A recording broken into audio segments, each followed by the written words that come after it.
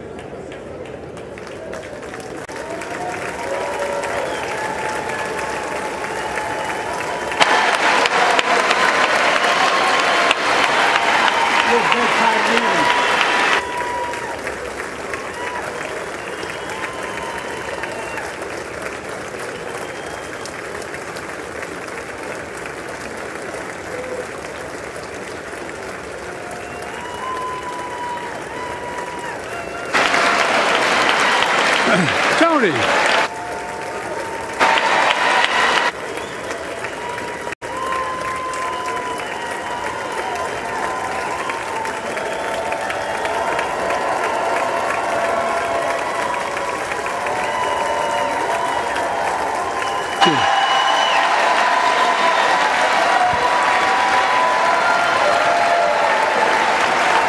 Jill.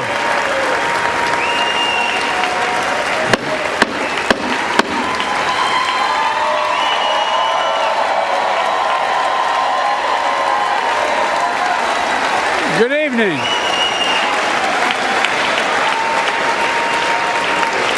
Good evening. If I were smart, I'd go home now.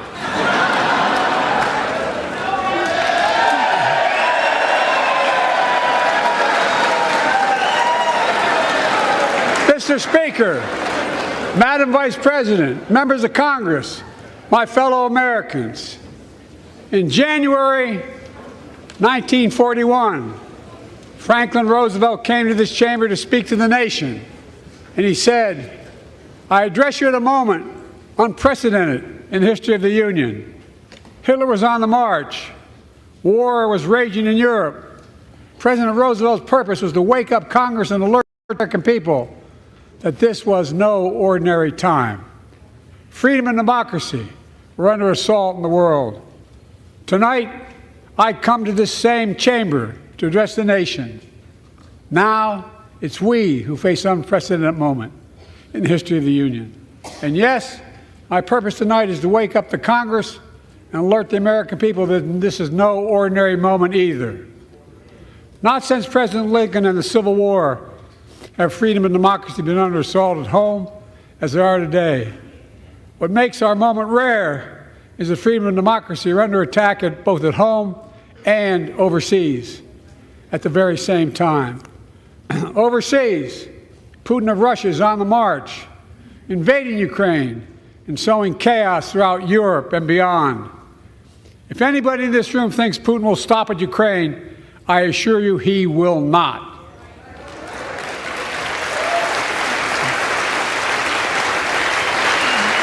But Ukraine can stop Putin. Ukraine can stop Putin if we stand with Ukraine and provide the weapons that it needs to defend itself.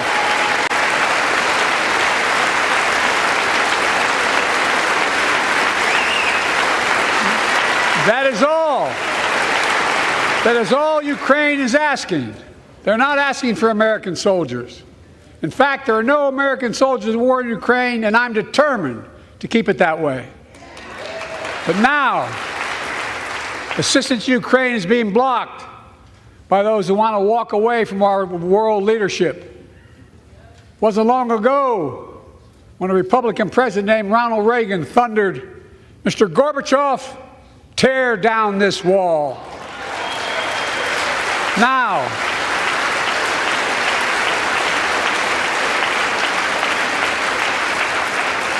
my predecessor, a former Republican president, tells Putin, quote, "Do whatever the hell you want."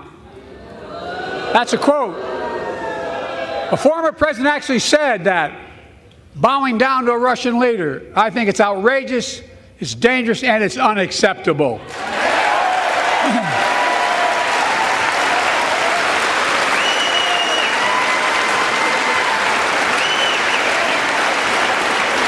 America is a founding member of NATO, the military alliance of democratic nations created after World War II to prevent war and keep the peace.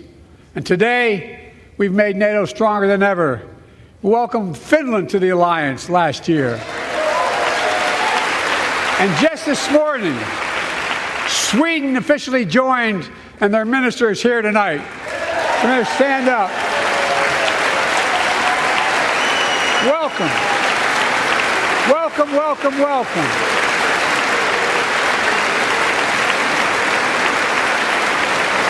And they know how to fight. Mr. Prime Minister, welcome to NATO, the strongest military alliance the world has ever seen. I say this to Congress, we have to stand up to Putin. Send me a bipartisan national security bill. History is literally watching. History is watching. If the United States walks away, it will put Ukraine at risk. Europe is at risk. The free world will be at risk, emboldening others to do what they wish to do us harm. My message to President Putin, who I've known for a long time, is simple. We will not walk away.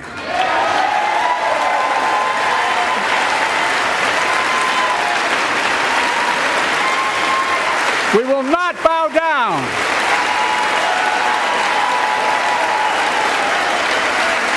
I will not bow down. In a literal sense, history is watching. History is watching. Just like history watched 3 years ago on January 6th, when insurrectionists stormed this very Capitol and placed a dagger to the throat of American democracy. Many of you are here on that darkest of days. We all saw with our own eyes the insurrectionists were not patriots. They'd come to stop the peaceful transfer of power, to overturn the will of the people.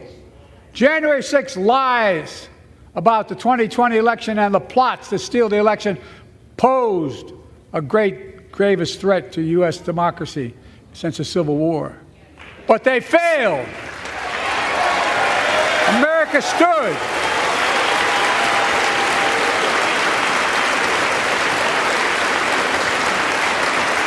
America stood strong, and democracy prevailed. We must be honest. The threat to democracy must be defended.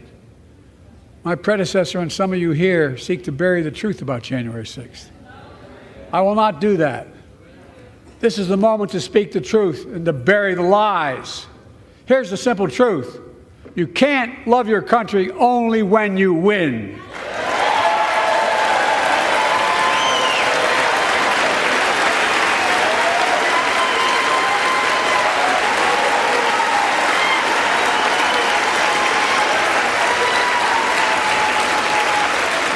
As I've done ever since being elected to office, I ask all of you without regard to party to join together and defend democracy.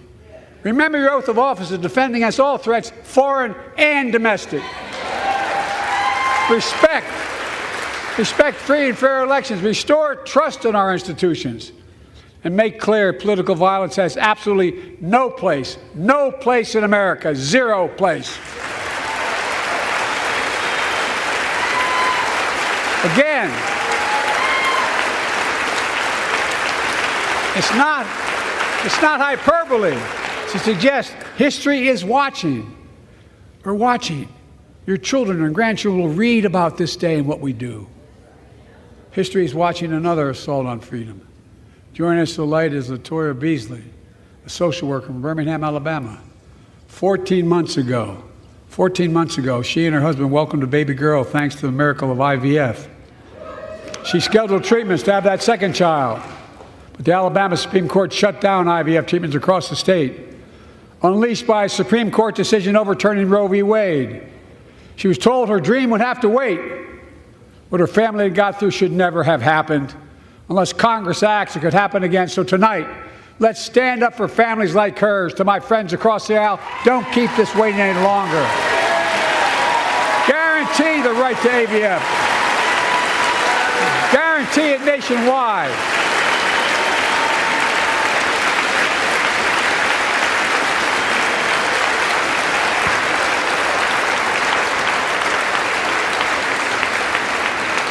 Like most Americans, I believe Roe v. Wade got it right. I thank Vice President Harris for being an incredible leader, defending reproductive freedom, and so much more.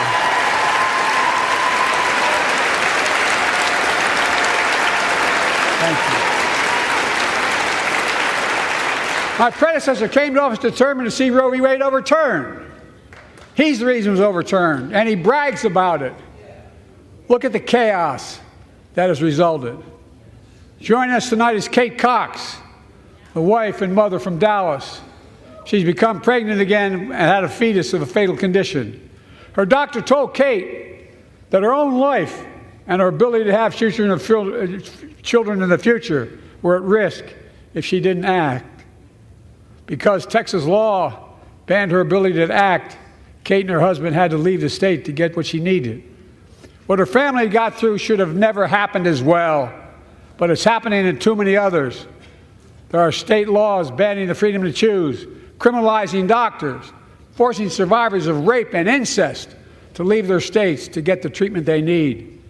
Many of you in this chamber and my predecessor are promising to pass a national ban on reproductive freedom. My God, what freedom else would you take away? Look, it's a decision to overturn Roe v. Wade. The Supreme Court majority wrote the following, and with all due respect, justices, women are not without electoral power. Electoral or political power. You're about to realize just how much you're right about that.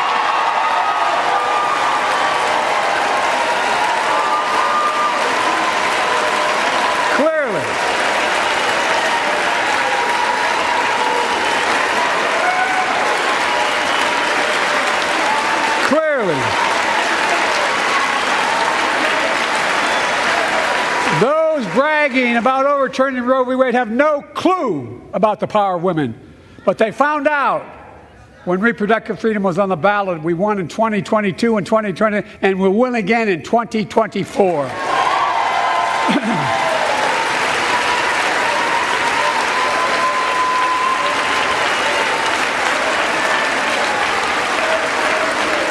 If you, the American people, send me a Congress that supports the right to choose, I promise you, I'll restore Roe v. Wade as the law of the land again.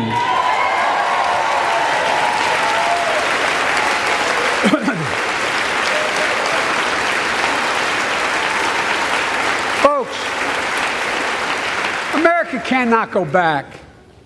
I'm here tonight to show what I believe is the way forward, because I know how far we come. 4 years ago next week, before I came to office, the country was hit by the worst pandemic and the worst economic crisis in a century. Remember the fear, record losses?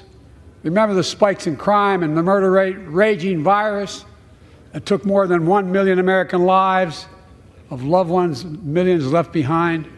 A mental health crisis of isolation and loneliness. A president, my predecessor, failed the most basic presidential duty that he owes to American people, the duty to care. I think that's unforgivable. I came to office determined to get us through one of the toughest periods in the nation's history. We have. It doesn't make news in 1,000 cities and towns. The American people are writing the greatest comeback story never told.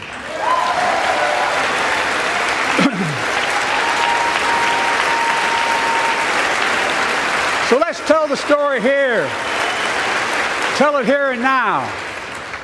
America's comeback is building the future of American possibilities, building an economy from the middle out and the bottom up, not the top down, investing in all America, in all Americans, to make sure everyone has a fair shot, and we leave no one behind.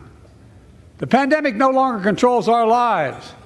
The vaccines that saved us from COVID are now being used to beat cancer, turning setback into comeback.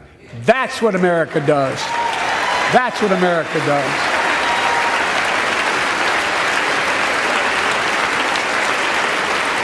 Folks, our inherited economy is on the brink. Now our economy is literally the envy of the world. 15 million new jobs in just 3 years, a record, a record. Unemployment at 50-year lows. A record 16 million Americans are starting small businesses, and each one is a literal act of hope. With historic job growth and small business growth for Black and Hispanics and Asian Americans, 800,000 new manufacturing jobs in America and counting. Where is it written we can't be the manufacturing capital of the world? We are, we will. More people have health insurance today More people have health insurance today than ever before. The racial wealth gap is as small as it's been in 20 years. Wages keep going up. Inflation keeps coming down. Inflation has dropped from 9% to 3%, the lowest in the world, and tending lower.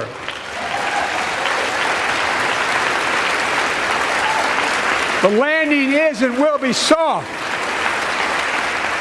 And now, instead of importing foreign products and exporting American jobs, we're exporting American products and creating American jobs. Right here in America, where they belong.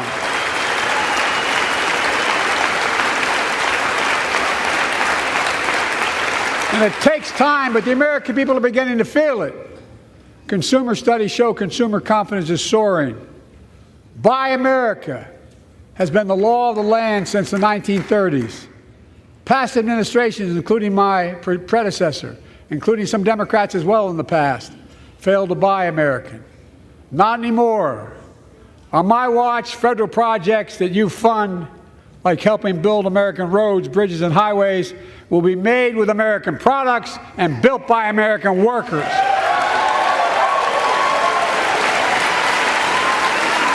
Creating good-paying American jobs.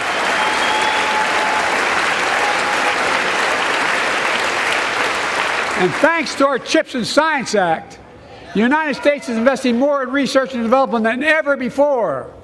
During the pandemic, a shortage of semiconductors, chips, that drove up the price of everything from cell phones to automobiles. And by the way, we invented those chips right here in America. Well, instead of having to import them, private companies are now investing billions of dollars to build new chip factories here in America, creating tens of thousands of jobs. Many of those jobs paying $100,000 a year and don't require a college degree.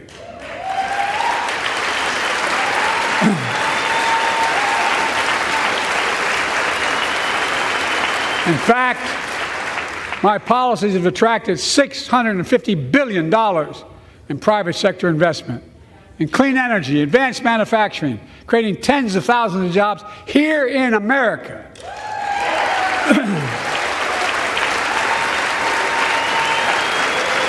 And thanks to our bipartisan infrastructure law, 46,000 new projects have been announced all across your communities. And by the way, I noticed some of you strongly voted against it, or they're cheering on that money coming in. I like it. I'm with you. I'm with you. And if any of you don't want that money in your district, just let me know. Modernizing our roads and bridges, ports and airports, public transit systems. Removing poisonous lead pipes so every child can drink clean water without risk of brain damage.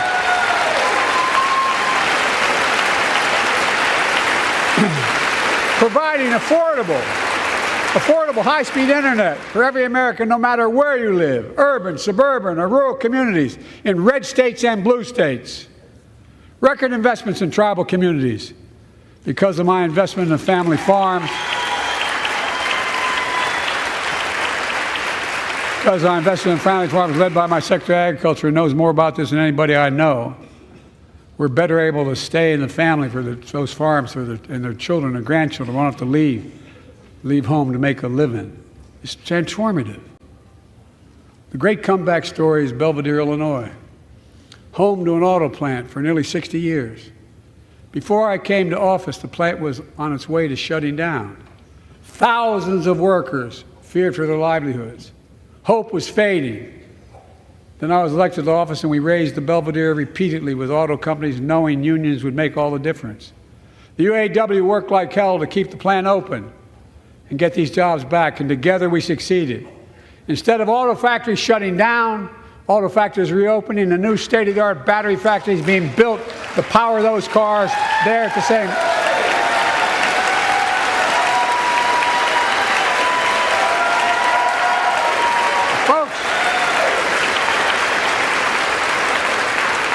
The folks of Belvidere, I say, instead of your town being left behind, your community is moving forward again. Because instead of watching auto jobs of the future go overseas, 4,000 union jobs with higher wages are building the future in Belvedere right here in America.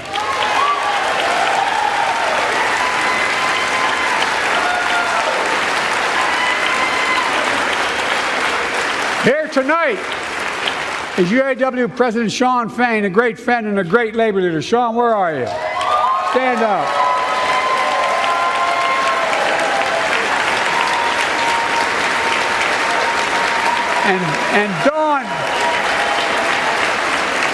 And Dawn Sims, a third-generation worker, UAW worker at Belvedere.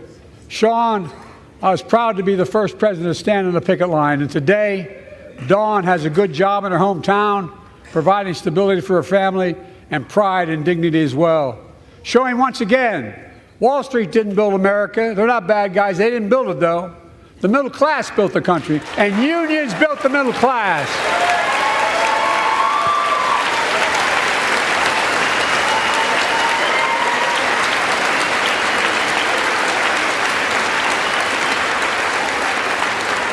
I say to the American people, when America gets knocked down, we get back up. We keep going. That's America.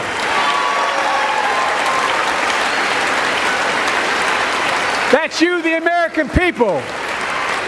It's because of you America's coming back. It's because of you our future is brighter. It's because of you that tonight we can proudly say the state of our union is strong and getting stronger.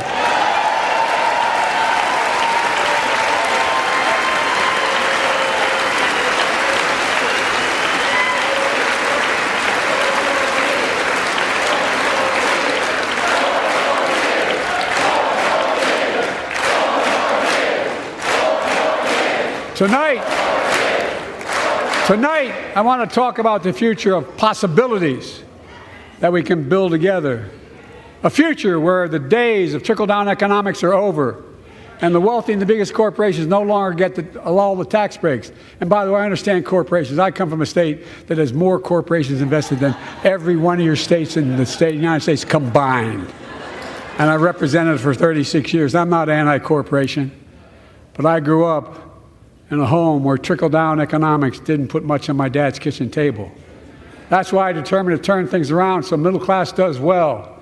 When they do well, the poor go way up and the wealthy still do very well. We all do well.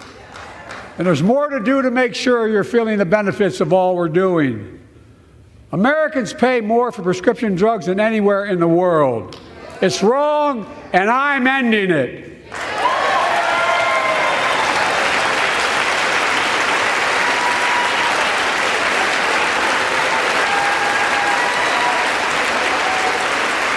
With a law that I proposed and signed, not one of you Republican buddies voted for it. We finally beat Big Pharma. Instead of paying $400 a month or thereabouts for insulin with diabetes, and it only costs $10 to make, they only get paid $35 a month now and still make a healthy profit. And I want to,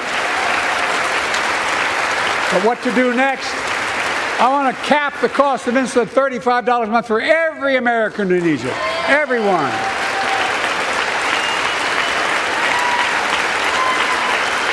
For years, people have talked about it, but finally we got it done and gave Medicare the power to negotiate lower prices on prescription drugs, just like the VA is able to do for veterans.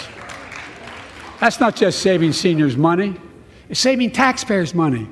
We cut the federal deficit by $160 billion. Because Medicare will no longer have to pay those exorbitant prices to Big Pharma. This year, Medicare is negotiating lower prices for some of the costliest drugs on the market to treat everything from heart disease to arthritis. It's now time to go further and give Medicare the power to negotiate lower prices for 500 different drugs over the next decade. They're making a lot of money, guys. And they'll still be extremely profitable. Will not only save lives, it will save taxpayers another $200 billion. Starting next year, the same law caps total prescription drug costs for seniors on Medicare at $2,000 a year, even for expensive cancer drugs that cost $10,000, $12,000, $15,000. Now I want to cap prescription drug costs at $2,000 a year for everyone. Folks, I'm going to get in trouble for saying that, but if you want to get an Air Force One and fly to Toronto, Berlin, Moscow, even Moscow, probably. And bring your prescription with you, and I promise you I'll get it for you for 40% the cost you're paying now. Same company, same drug, same place. Folks, the Affordable Care Act, the old Obamacare, it's still a very big deal.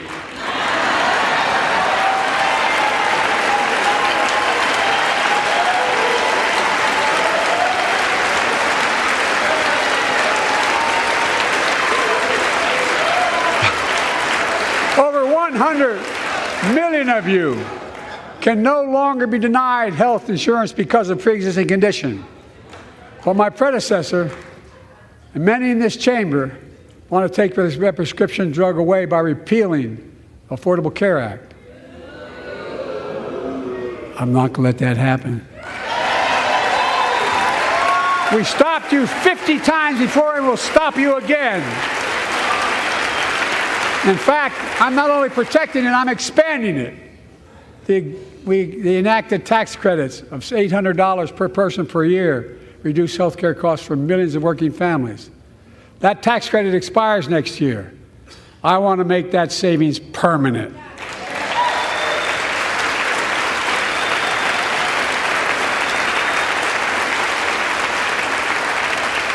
To state the obvious, women are more than half our population, but research on women's health has always been underfunded.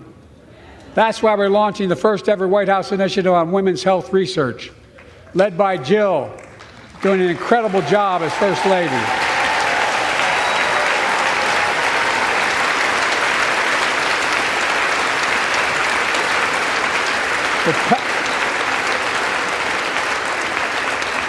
To pass my plan for $12 billion to transfer women's health research and benefit millions of lives all across America.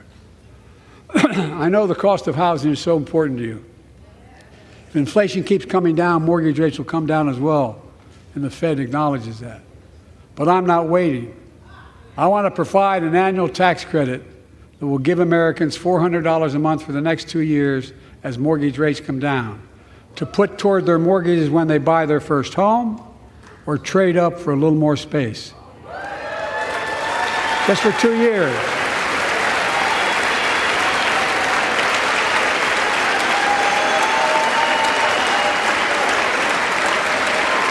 And my administration is also eliminating title insurance on federally backed mortgages. When you refinance your home, you can save $1,000 or more as a consequence. For millions of renters, we're cracking down on big landlords who use antitrust law, who break antitrust laws by price fixing and driving up rents.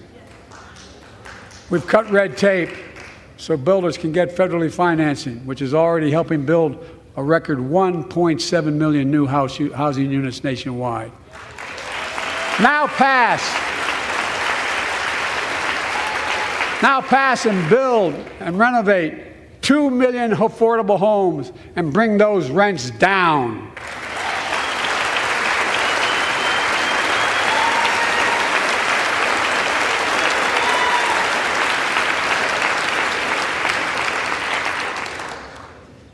To remain the strongest economy in the world, we need to have the best education system in the world. And I suspect all of you, want to give every child, a good start by providing access to preschool for 3 and 4 years old. You know, I think I pointed out last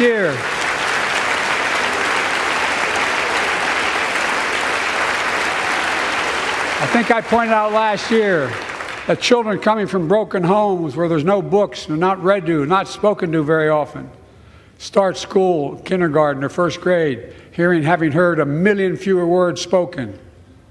Well, studies show that children who go to preschool are nearly 50% more likely to finish high school, go on to earn a 2- and 4-year degree, no matter what their background is.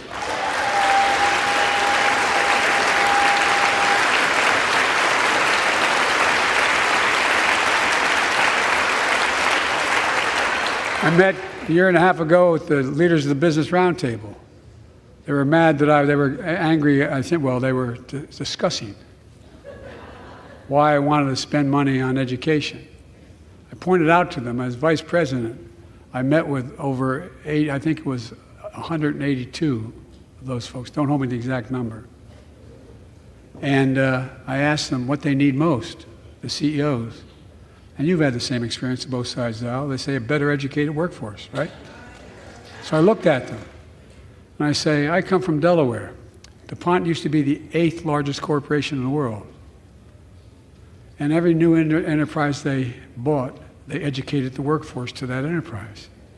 But none of you do that anymore. Why are you angry with me providing you the opportunity for the best educated workforce in the world? And they all looked at me and said, I think you're right. I want to expand high-quality tutoring and summer learning to see that every child learns to read by 3rd grade.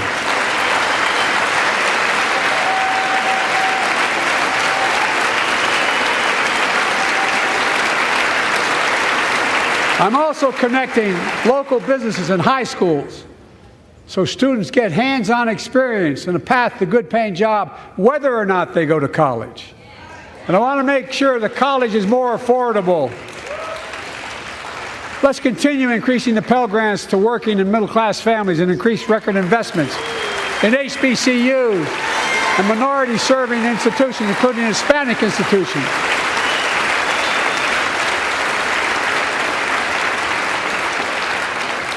When I was told I couldn't universally just change the way in which we dealt with student loans, I fixed 2 student loan programs that already existed to reduce the burden of student debt for nearly 4 million Americans, including nurses, firefighters, and others in public service. Like Keenan Jones, a public educator from Minnesota, who's here with us tonight. Keenan, where are you? Keenan, thank you. He's educated hundreds of students so they can go to college. Now he's able to help, after debt forgiveness, get his own daughter to college.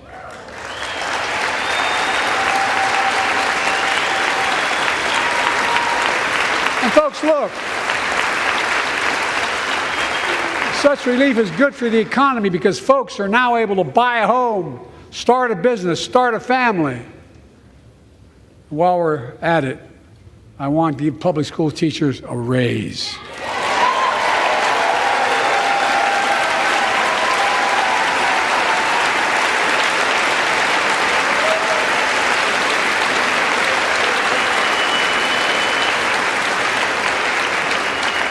And by the way, the first couple of years, we cut the deficit.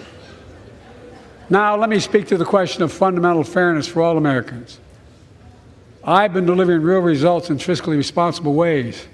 We've already cut the federal deficit. We've already cut the federal deficit over $1 trillion. I signed the bipartisan deal to cut another $1 trillion in the next decade. It's my goal to cut the federal deficit another $3 trillion by making big corporations and very wealthy finally beginning to pay their fair share.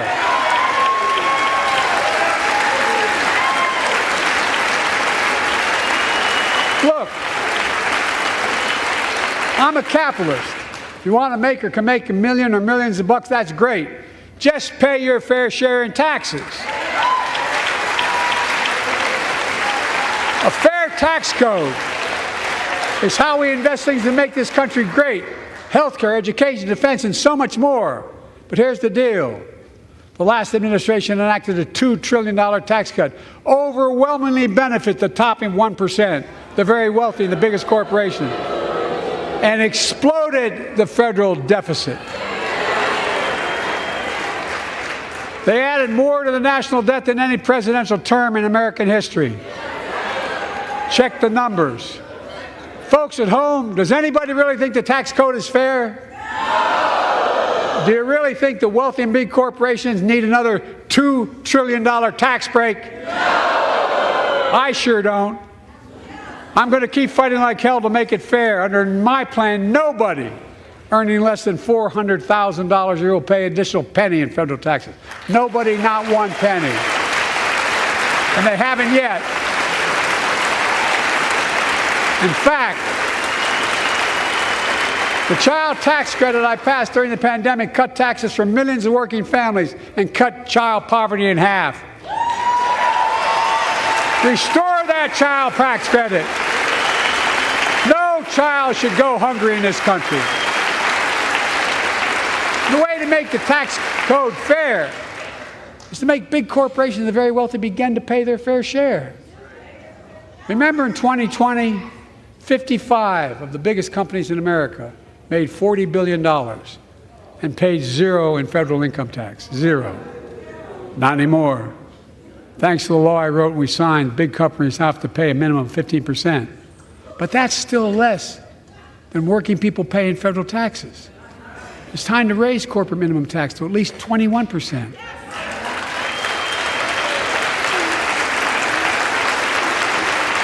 So every big corporation finally begins to pay their fair share. I also want to end tax breaks for big pharma, big oil, private jets, massive executive pay when it's only supposed to be $1 million that could be deducted. They can pay them $20 million if they want, but deduct $1 million. End it now. You know, there are 1,000 billionaires in America. You know what the average federal tax is for those billionaires? No. They're making great sacrifices, 8.2%. That's far less than the vast majority of Americans pay. No billionaire should pay a lower federal tax rate than a teacher, a sanitation worker, or a nurse.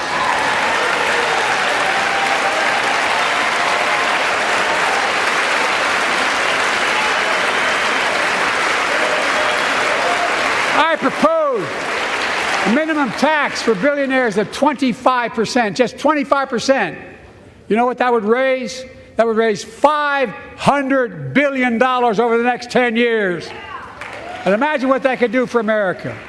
Imagine a future with affordable child care. Millions of families can get they need to go to work to help grow the economy. Imagine a future with paid leave, because no one should have to choose between working and taking care of their sick family member.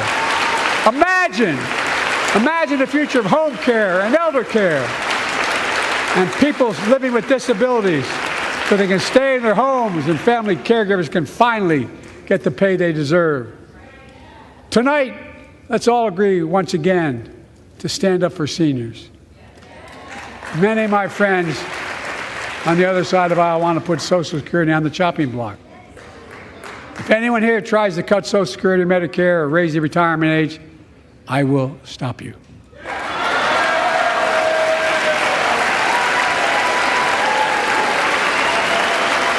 The working people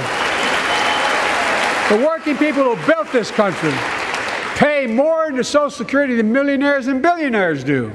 It's not fair. We have two ways to go.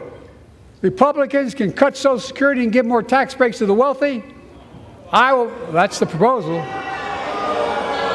Oh no, you guys don't want another $2 trillion tax cut? I kind of thought that's what your plan was. Well, that's good to hear. You're not going to cut another $2 trillion for the super wealthy. That's good to hear. I'll protect and strengthen Social Security and make the wealthy pay their fair share. Look,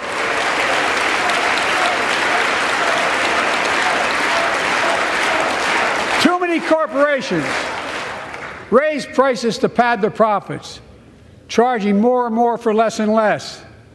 That's why we're cracking down on corporations that engage in price gouging and deceptive pricing, from food to health care to housing. In fact, the snack companies think you won't notice if they change the size of the bag and put a hell of a lot fewer, same size bag, put fewer chips in it. No, I'm not joking. It's called shrinkflation. Pass Bobby Casey's bill and stop this. I really mean it.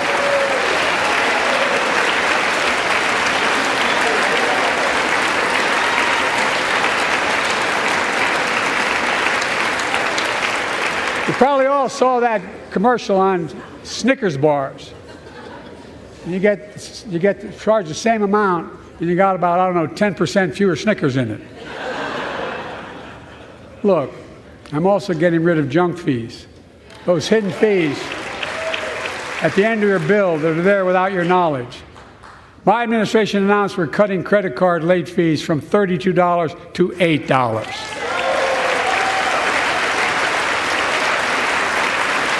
Banks and credit card companies are allowed to charge what it costs them to instigate the collection. And that's more a hell of a lot like $8 and 30-some dollars. They don't like it. The credit card companies don't like it. But I'm saving American families $20 billion a year with all the junk fees I'm eliminating. Folks at home, that's why the banks are so mad. It's $20 billion in profit. I'm not stopping there. My administration has proposed rules to make cable, travel, utilities, and online ticket sellers tell you the total price up front so there are no surprises. It matters. It matters. And so does this. In November, my team began serious negotiation with a bipartisan group of senators. The result was a bipartisan bill with the toughest set of border security reforms we've ever seen. Oh, you don't think so? Oh, you don't like that bill, huh? That conservatives got together and said it was a good bill? I'll be darned. That's amazing. That bipartisan bill would hire 1,500 more security agents and officers, 100 more immigration judges to help tackle the backload of 2 million cases, 4,300 more asylum officers, and new policies so they can resolve cases in 6 months instead of 6 years now.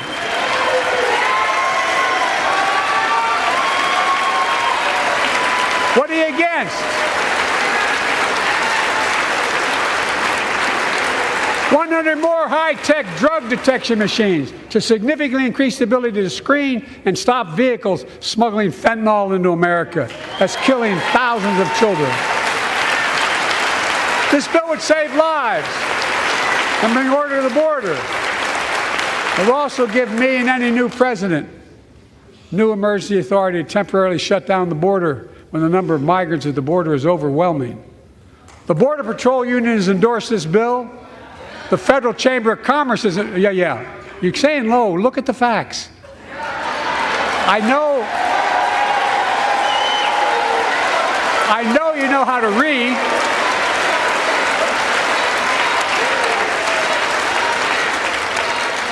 I believe that given the opportunity for a majority in the House and Senate would endorse the bill as well, a majority right now. But unfortunately, politics has derailed this bill so far. I'm told my predecessor called members of Congress in the Senate to demand they block the bill. He feels a political win. He viewed it as a political win for me and a political loser for him. It's not about him. It's not about me. I'd be a winner. Not really.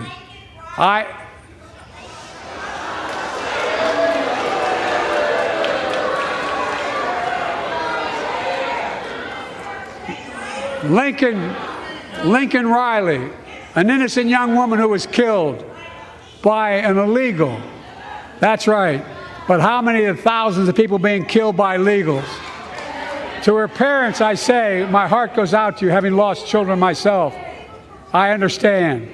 But look, if we change the dynamic at the border, people pay these smugglers $8,000 to get across the border because they know if they get by and let into the country, it's 6 to 8 years before they have a hearing. And it's worth taking the chance of the $8,000. But if it's only 6 weeks, the idea is it's highly unlikely that people will pay that money and come all that way knowing that they'll be able to be kicked out quickly. Folks, I would respectfully suggest my Republican friends owe it to the American people, get this bill done. We need to act now.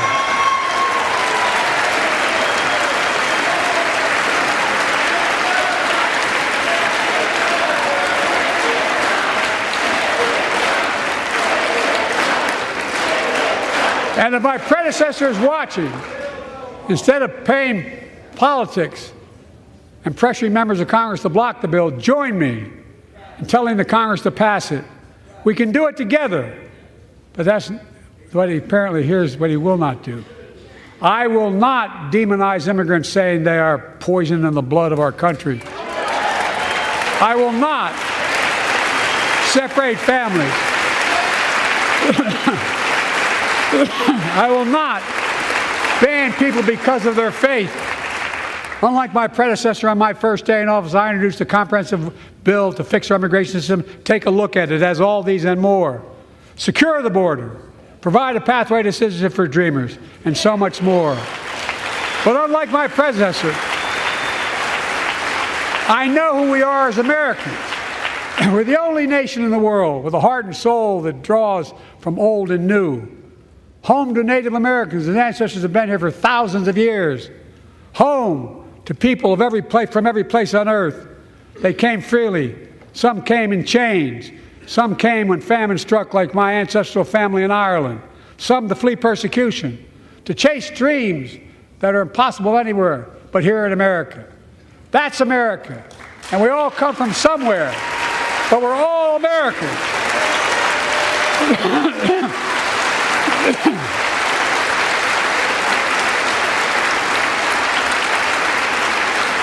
Look, folks,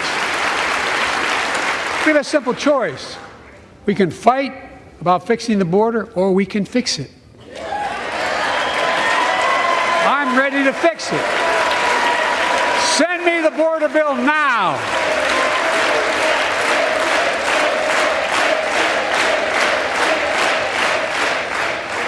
A transformational moment in history happened 59 years ago today in Selma, Alabama. Hundreds of foot soldiers for justice marched across the Edmund Pettus Bridge, named after the Grand Dragon of the Ku Klux Klan, to claim their fundamental right to vote. They were beaten, they were bloody, and left for dead. Our late friend and former colleague, John Lewis, was on that march. We miss him.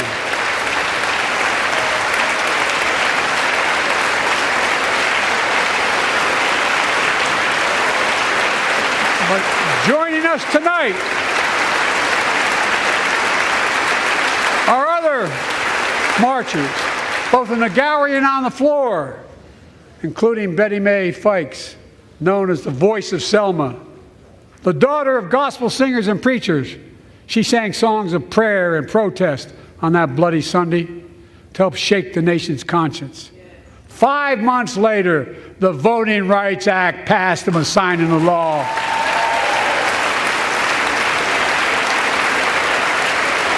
Thank you.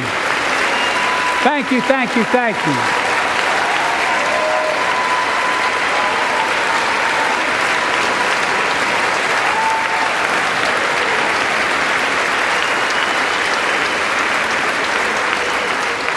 But 59 years later, there are forces taking us back in time. Voter suppression, election subversion, unlimited dark money, extreme gerrymandering. John Lewis was a great friend to many of us here. But if you truly want to honor him and all the heroes who marched with him, then it's time to do more than talk. Pass the Freedom to Vote Act, the John Lewis Voting Rights Act.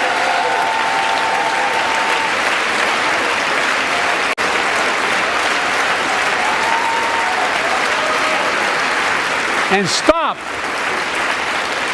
denying another core value of America, our diversity across American life. Banning books, it's wrong.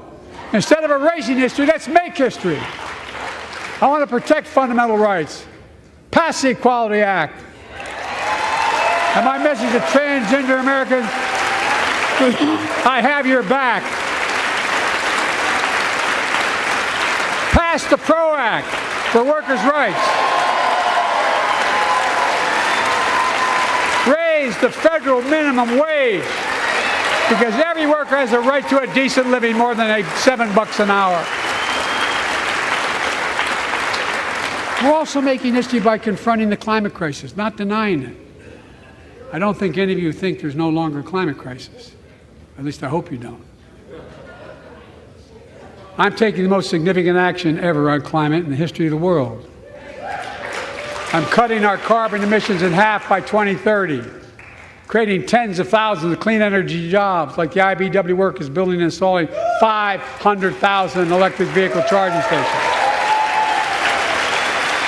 Conserving 30% of America's lands and waters by 2030. And taking action on environmental justice fence-line communities smothered by the legacy of pollution. And patterned after the Peace Corps and AmeriCorps, I launched the Climate Corps to put 20,000 young people to work in the forefront of our clean energy future. I'll triple that number in a decade.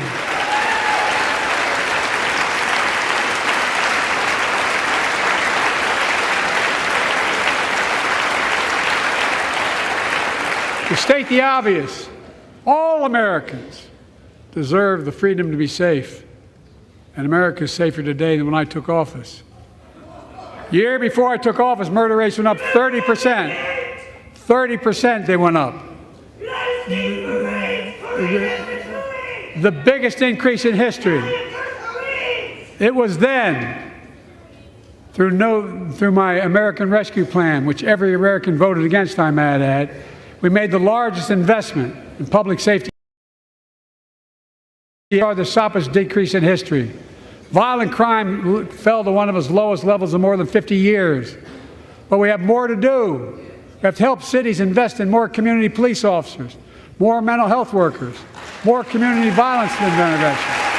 Give communities the tool to crack down on gun crime, retail crime, and carjacking.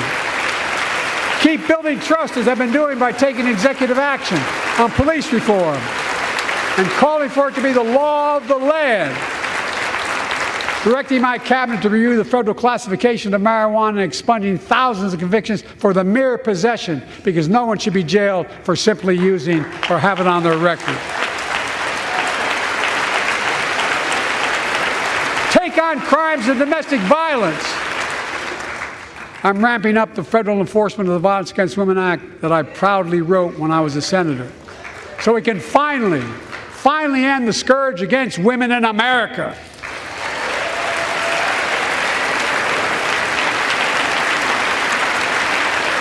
There are other kinds of violence I want to stop. With us tonight is Jasmine, whose 9-year-old sister Jackie was murdered with 21 classmates and teachers in an elementary school in Uvalde, Texas. Very soon after that happened, Jill and I went to Uvalde for a couple of days. We spent hours and hours with each of the families. We heard their message, so everyone in this room, in this chamber, could hear the same message. The constant refrain, and I was there for hours meeting with every family. They said, do something. Do something. Well, I did do something by establishing the first ever Office of Gun Violence Prevention in the White House, that the Vice President is leading the charge. Thank you for doing it. Meanwhile,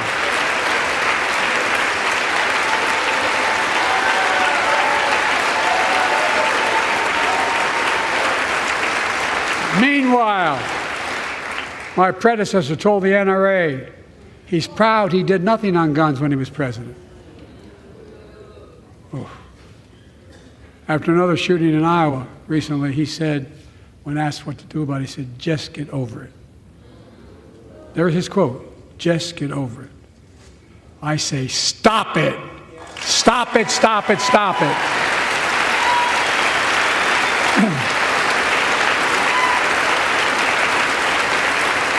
I'm proud we beat the NRA when I signed the most significant gun safety law in nearly 30 years because of this Congress. We now must beat the NRA again. I'm demanding a ban on assault weapons and high-capacity magazines. Pass universal background checks. None of this. I taught the Second Amendment for 12 years. None of this violates the Second Amendment or vilifies responsible gun owners. You know, as we manage challenges at home, we're also managing crises abroad, including in the Middle East. I know the last 5 months have been gut-wrenching for so many people, for the Israeli people, for the Palestinian people, and so many here in America. This crisis began on October 7th with a massacre by a terrorist group called Hamas, as you all know. 1,200 innocent people, women and girls, men and boys, slaughtered after enduring sexual violence. The deadliest day for the Jewish people since the Holocaust, and 250 hostages taken. Here in this chamber tonight are families whose loved ones are still being held by Hamas. I pledge to all the families that we will not rest until we bring every one of your loved ones home. We also we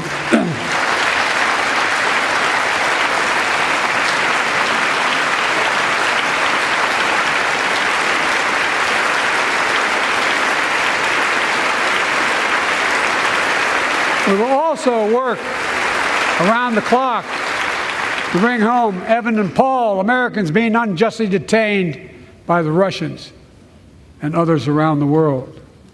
Israel has the right to go after Hamas.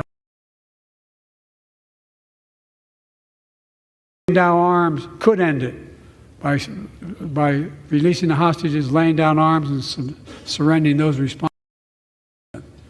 But Israel has Israel has a added burden because Hamas hides and operates under hospitals, daycare centers, and all the like. Israel also has a fundamental responsibility, though, to protect innocent citizens in Gaza.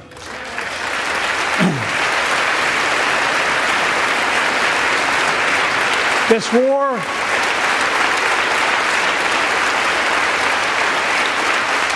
has taken a greater toll on innocent civilians than all previous wars in Gaza combined. 30,000 Palestinians have been killed, most of whom are not Hamas. Thousands and thousands of innocent women and children also orphaned. Nearly 2 million more Palestinians under bombardment or displacement. Homes destroyed, neighborhoods in rubble, cities in ruin, families without food, water, medicine. It's heartbreaking.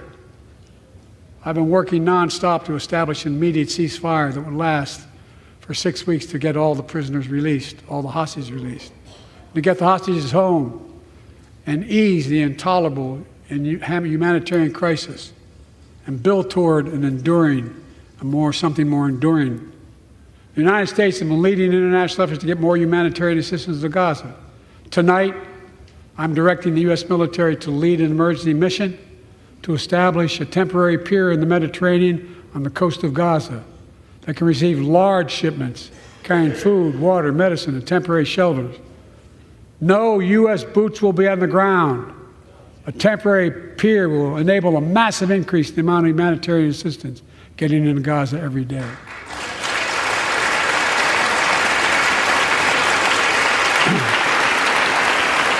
And Israel must do its part. Israel must allow more aid into Gaza to ensure humanitarian workers aren't caught in the crossfire. And they're announcing they're going to have a crossing in northern Gaza. To the leadership of Israel, I say this: humanitarian assistance cannot be a secondary consideration or a bargaining chip. Protecting and saving innocent lives has to be a priority. As we look to the future, the only real solution to the situation is a two-state solution over time.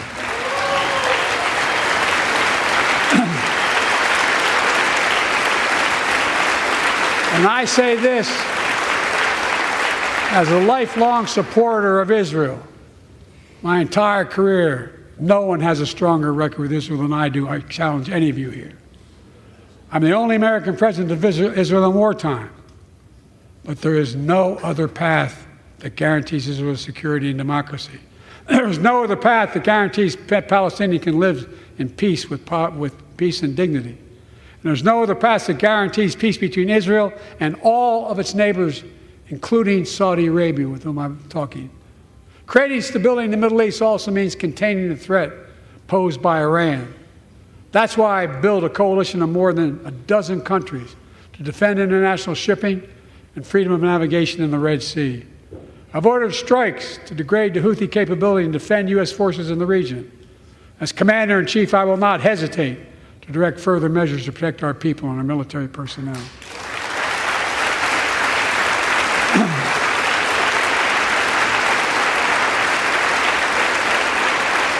For years, I've heard many of my Republican and Democratic friends say that China is on the rise and America is falling behind. They've got it backwards. I've been saying it for over 4 years, even when I wasn't president. America's rising. We have the best economy in the world. And since I've come to office, our GDP is up, our trade deficit with China is down to the lowest point in over a decade. And we're standing up against China's unfair economic practices. We're standing up for peace and stability across the Taiwan Straits. I've revitalized our partnership and alliance in the Pacific. India, Australia, Japan, South Korea, the Pacific Islands. I've made sure that the most advanced American technologies can't be used in China, not allowing to trade them there. Frankly, for all this tough talk on China, it never occurred to my predecessor to do any of that. I want competition with China, not conflict. And we're in a stronger position to win the conflict of the 21st century against China than anyone else, for that matter, than any time as well. Here at home, I've signed over 400 bipartisan bills, but there's more to pass my unity agenda. Strengthen penalties on fentanyl trafficking. You don't want to do that, huh? Pass bipartisan privacy legislation to protect our children online. Harness the promise of AI to protect us from peril. Ban AI voice impersonations and more. And keep our truly sacred obligation to train and equip those we send into harm's way and care for them and their families when they come home and when they don't.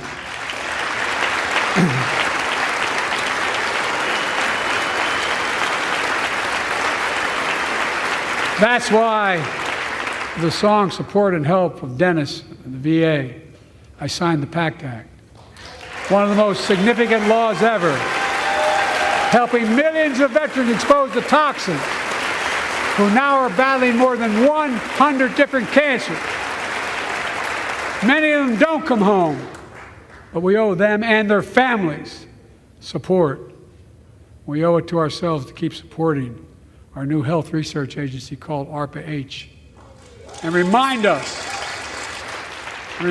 that we can do big things, like end cancer as we know it, and we will.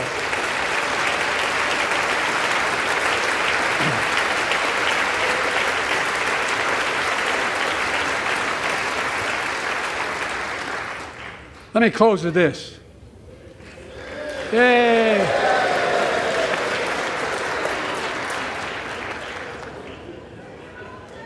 I know you don't want to hear any more, Lindsay, but I got to say a few more things. I know it may not look like it, but I've been around a while. When you get to be my age, certain things become clearer than ever. I know the American story. Again and again, I've seen the contest between competing forces in the battle for the soul of our nation, between those who want to pull America back to the past and those who want to move America into the future. My lifetime has taught me to embrace freedom and democracy, a future based on core values that have defined America: honesty, decency, dignity, equality, to respect everyone, to give everyone a fair shot, to give hate no safe harbor. Now, other people my age see it differently. The American story of resentment, revenge, and retribution, that's not me. I was born amid World War II, when America stood for the freedom of the world. I grew up in Scranton, Pennsylvania, and Claymont, Delaware, among working-class people who built this country. I watched in horror as two of my heroes, like many of you did, Dr. King and Bobby Kennedy, were assassinated. And their legacies inspired me to pursue a career in service. I left the law firm and became a public defender because my city of Wilmington was the only city in America occupied by the National Guard after Dr. King was assassinated because of the riots. And I became a county councilman almost by accident. I got elected to the United States Senate when I had no intention of running at age 29. Then vice president of our first black president. Now president to the first women vice president.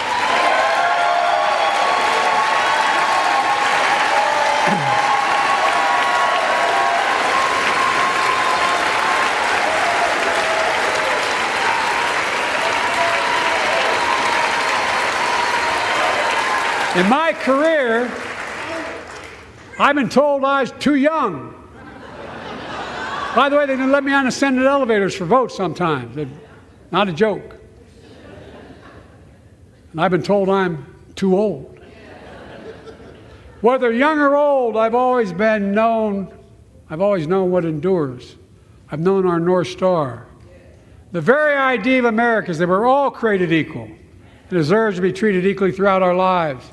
We've never fully lived up to that idea, but we've never walked away from it either. And I won't walk away from it now. I'm optimistic. I really am. I'm optimistic, Nancy.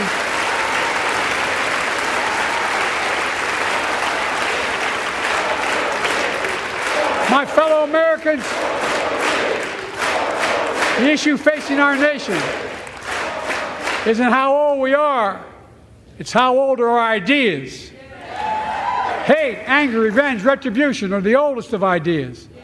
But you can't lead America with ancient ideas that only take us back. You lead America, the land of possibilities. You need a vision for the future and what can and should be done. Tonight you've heard mine. I see a future where defending democracy, you don't diminish it. I see a future where we restore the right to choose and protect our freedoms, not take them away.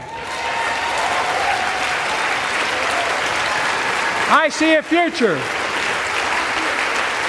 where the middle class finally has a fair shot and the wealthy have to pay their fair share in taxes. I see a future where we save the planet from the climate crisis and our country from gun violence. Above all, I see a future for all Americans. I see a country for all Americans. And I will always be president for all Americans because I believe in America. I believe in you, the American people. You're the reason we've never been more optimistic about our future than I am now. So let's build the future together. Let's remember who we are. We are the United States of America. And there is nothing beyond our capacity when we act together. God bless you all, and may God protect our troops. Thank you, thank you, thank you.